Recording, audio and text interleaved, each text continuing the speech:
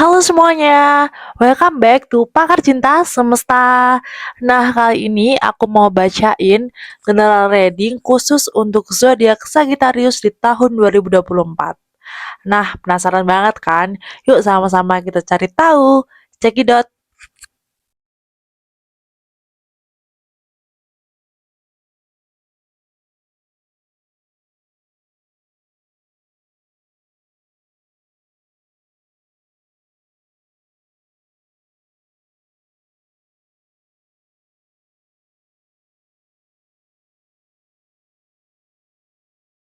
Oke, jadi aku lihatnya di sini mungkin si si Sagittarius di tahun 2024 ini dia mungkin awalnya ini dia itu orangnya itu mungkin dimanipulatif ya, dimanipulatif, dia kayak lemah banget, dia punya kayak gambaran atau dia itu punya pandangan yang nggak baik lah pokoknya intinya. Dia mendapatkan sesuatu hal yang bikin dia itu sedih, bikin dia itu merasa traumatis. Mungkin bisa aja ini tuh merupakan pelajaran ya, ataupun karma baik atau buruk, aku juga nggak tahu. Dan aku lihatnya sih dia tuh setelah dia itu ketemu ataupun dia itu merasa kayak dimanipulasi, dia itu insecure, dia sedih, dia merasa kayak em, sedih banget lah intinya dia tuh kayak dimanipulasi sama seseorang yang dia cintai, dia mungkin mendapat karma baik atau buruk, aku nggak tahu. Intinya gitu ya. Terus itu menjadi pribadi seseorang yang menjadi pribadi orang yang lebih bisa untuk berpikir dulu sebelum bertindak. Jadi kayak dia itu merasa dia harus punya tameng untuk dirinya sendiri sebelum dia itu percaya sama orang lain gitu loh. Kayak low your expectation gitu.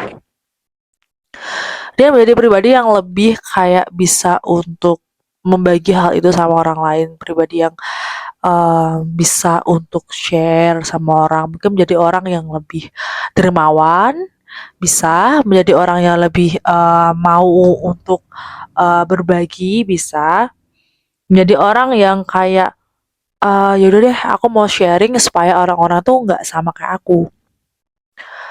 Dan hebatnya sih walaupun dia nanti insecure, dia sedih, dalam proses dia mencari jati dirinya dia kan kayak sedih banget aku harus seperti apa. Dia itu tetap percaya sama dirinya sendiri gitu loh. Dan dia kan jadi kayak pribadi yang sebelum bertindak dia mikir dulu, dia punya banyak plans, dia punya banyak suatu hal yang bikin dia itu solutif di pikirannya dia. Aku harus seperti apa?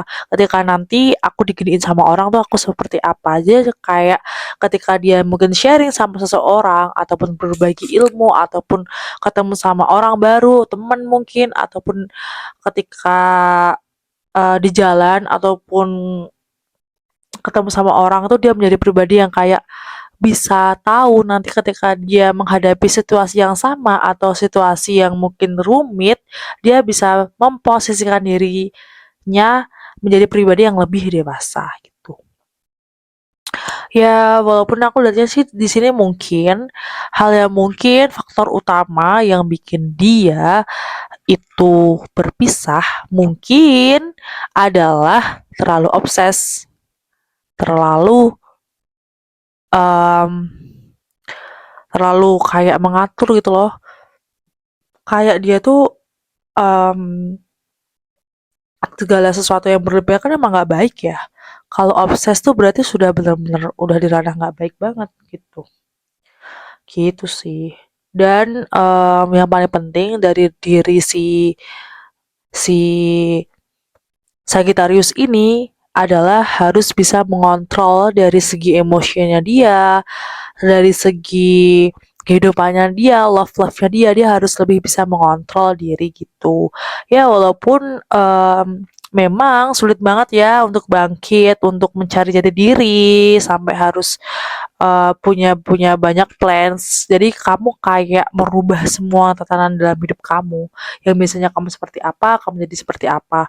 Tapi itu semua bakal menjadi pribadi yang lebih baik lagi.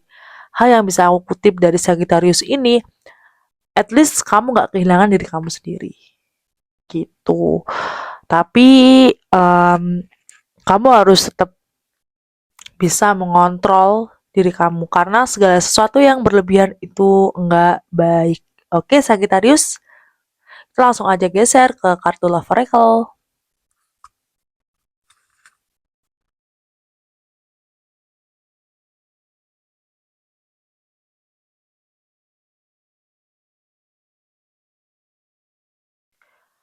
Oke. Nah, ini kartu yang keluar dari kartu Love Oracle. Di sini tuh mungkin dia itu ketemu sama seseorang yang bener-bener dia sayangi, dia udah kayak mau untuk ke jenjang serius. Ternyata dia itu di sini itu terlalu obses ya, aku yang lihat terlalu obses, dia terlalu mendengarkan egonya dia. Nggak satu misi yang sama, beda satu misi, kayak sulit banget untuk bersatu. Dia mungkin orangnya terlalu mendengarkan egonya dia sih, si Sagittarius ini. Dan ternyata ini tuh cuma love bombing atau kayak cintanya itu bertepuk sebelah tangan gitu loh guys. Dan hal itu tuh tetap terngiang-ngiang di otaknya Sagittarius, kayak aku paham, kayak gini, kenapa ya kok aku diginiin, diperlakukan seperti ini. Itu kan kayak remind kalau kita tuh seseorang yang kayak nggak worth it untuk sama seseorang itu ya kan. Karena kita dapat perlakuan seperti itu atau kayak sejenisnya, pasti kita tuh kayak mempertanyakan kualitas dalam diri kita gitu. Dan mungkin yang bikin kayak si Sagittarius ini merasa kayak sedih dan insecure itu mungkin seperti ini ya. Yang aku tadi bilang di kartu tarot bahwa dia terlalu obses, bahwa dia terlalu mendengarkan ego, itu benar. Berarti mungkin ketika dia itu tidak, karena di sini ada the sword and rose, berarti dia tuh kayak nggak satu misi sama pasangannya ini. Berarti dia itu harus bisa untuk menyelaraskan antara egonya dia, love life-nya dia secara balance gitu, supaya nanti nggak bertimbang tindih gitu loh guys. Terus mungkin ini adalah pembelajaran karena pertemuan atau perpisahan itu pasti pembelajaran antara karma baik atau buruk, hal baik atau buruk. Semua orang pasti memberikan pembelajaran terhadap hidup kita. Antara baik buruknya itu tergantung kita tuh mau mengambil perspektif yang mana.